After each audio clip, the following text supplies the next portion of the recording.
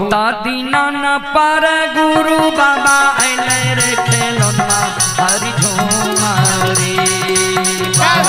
दोनों हाथ उठा के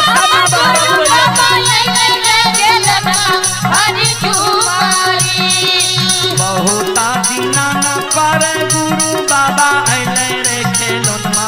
हरि झूमारी। हाथ ऊपर करके सब माँ बहनों बाबू भैया जाग रहे हैं। हे तारा सन करबैया घाय रे खेलनमा हरि झूमारी। तारा सन करबैया घाय रे खेलनमा हरि झूमारी। हे तारा सन करबैया घाय रे खेलनमा हरि झूमारी। हाथ ऊपर करके सब माँ बहनों सब भैया जाग रहे हैं। हरि झूमारी।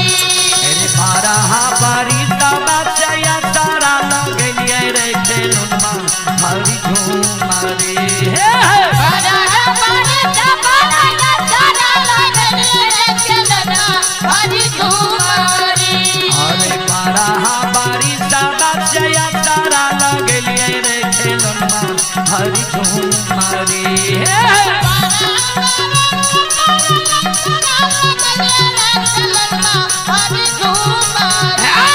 हे तारा सन करबैया घाय रे खेलनमा हरि झूमारी। तारा सन करबैया घाय रे खेलनमा हरि झूमारी। तारा सन करबैया घाय रे खेलनमा हरि झूमारी। तारा सन करबैया घाय रे खेलनमा हरि झूमारी। तारा सन करबैया घाय रे खेलनमा हरि झूमारी। बाल बाल सद्गुरुदेव महाराज की। संत शिरोमणि श्रोता बंधो, दोनों प्राणी मंगल गावे, गुरु बाबा के चरण पखारे, रानी चरणामृत के शरीर पर छींटे पीबे, सारा गृही भवन में गुरु बाबा की चरणामृत के छींट रहे।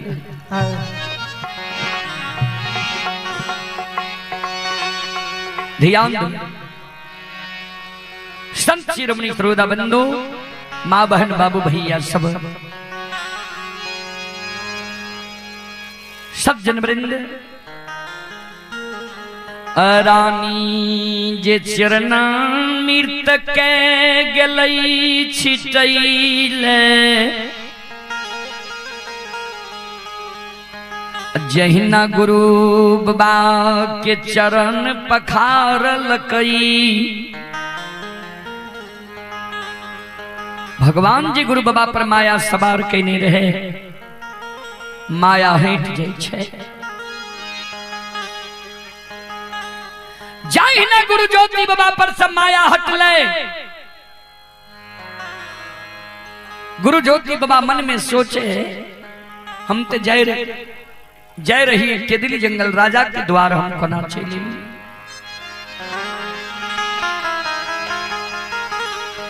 राजा के कही राजा हो, आबत परा दरबार में हम नहीं रही सकवा हे हो। राजा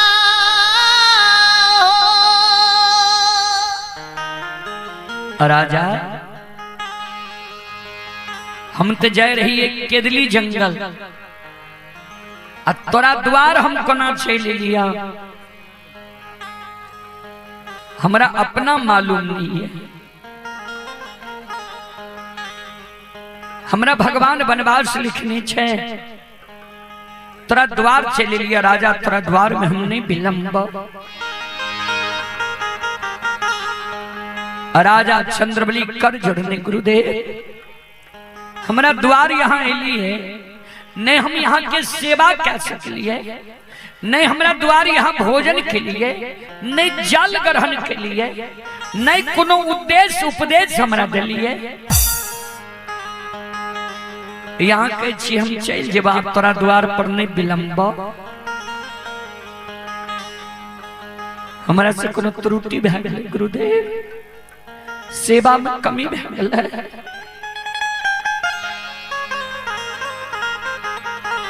कल के राजा नहीं त्रुटि भल नहीं सेवा में कमी भेलै हे हो 12 बरस बिना अन्न बिना जल के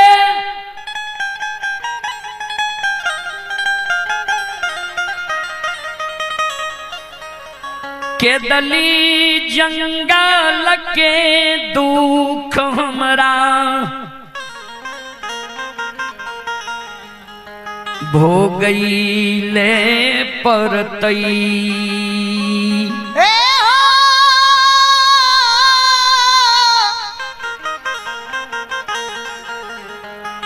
राजा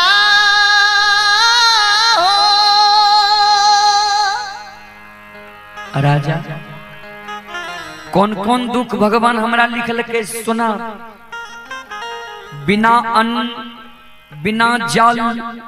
बिना नींद बिना नारी बिना जूरी छाहर के 12 वर्ष के दिल जंगल में हमरा रहल पड़त 12 वर्ष हम अन्न जल ग्रहण नहीं करब राजा माफ करो आप तोरा द्वार हम नहीं रह जे रहबा भगवान के कौल करार पूरे लेके दिल जंगल हम चल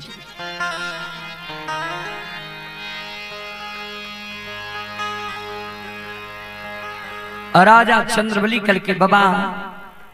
जेबे ठीक छे तनी हम रानी से सलाह ले छिए दोनों प्राणी यहाँ लग आवे छिए हमरा आशीर्वाद दे देबे तब छे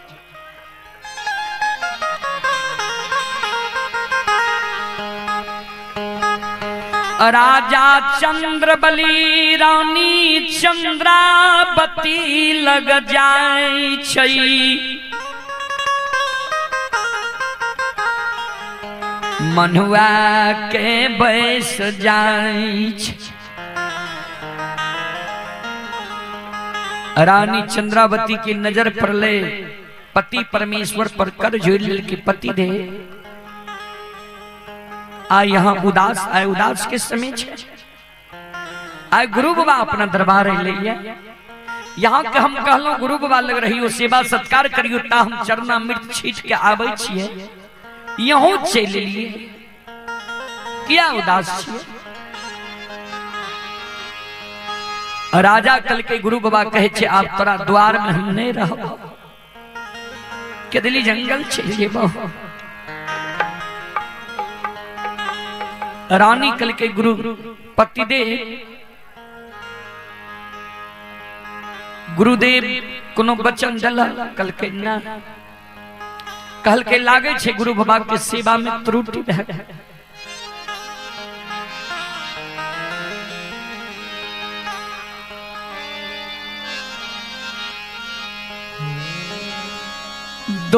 दोनों प्राणी गुरु बाबाला गया बई छई गुरु बाबा के चरण पर गिर दोनों प्राणी कानई आँख से आंसू दोनों प्राणी के गिरे दोनों प्राणी गुरु बाबा के चरण पर गिर के काने आंख से आंसू दोनों प्राणी के गिरे सज्जन ध्यान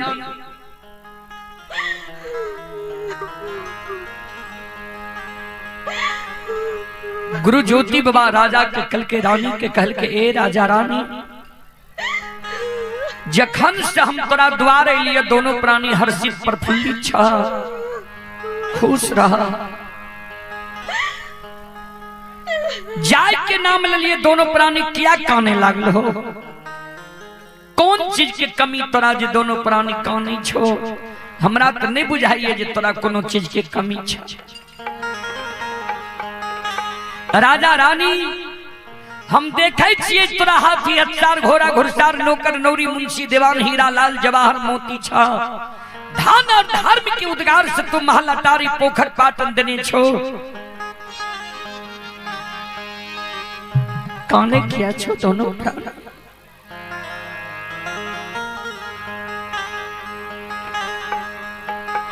राजा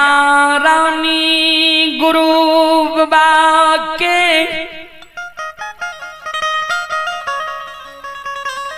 चरण पर गिर के कानई गुरु बाबा यो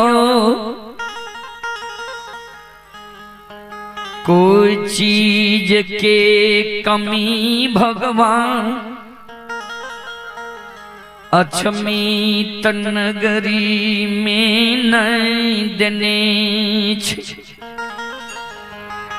सही कहलिए हाथी हथियार घोड़ा घुड़सार नौकर नौरी मुंशी देवान छे एक चीज के कमी विधाता हमरा देने छे जय कोई एक चीज के कारण अछमितपुर राज्य में कोई साधु संत ऋषि महात्मा भोजन नहीं करे छे निपुत्रा के राज कह के चल जाय छे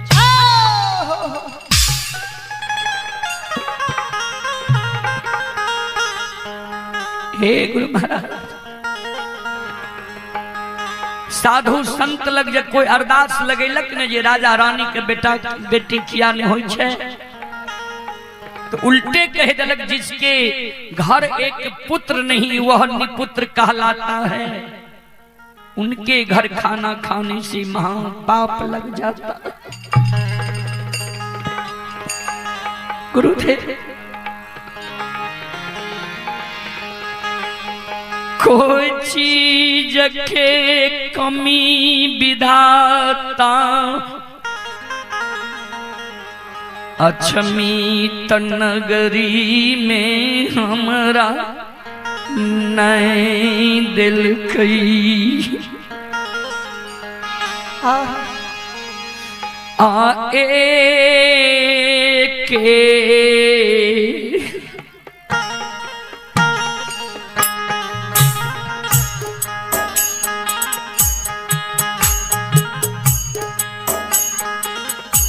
गुरु बाबा ये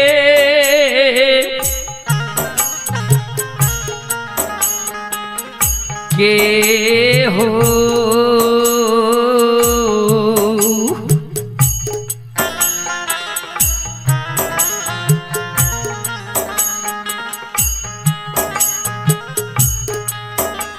आहो गोदी में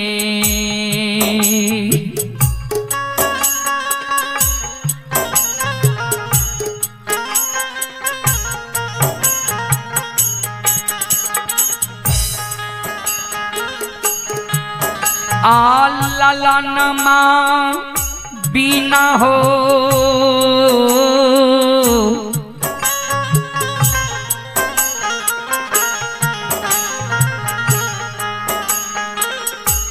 गुरु बाबा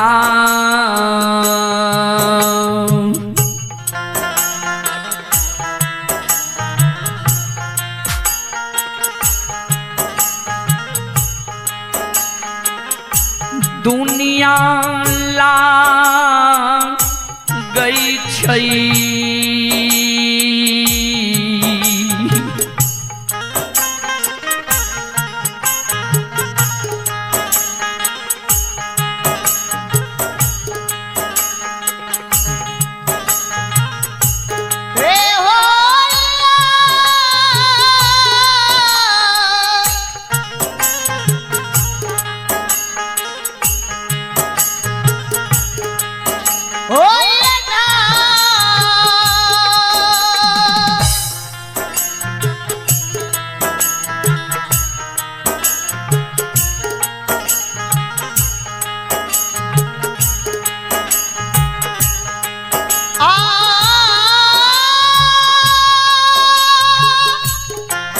भगवान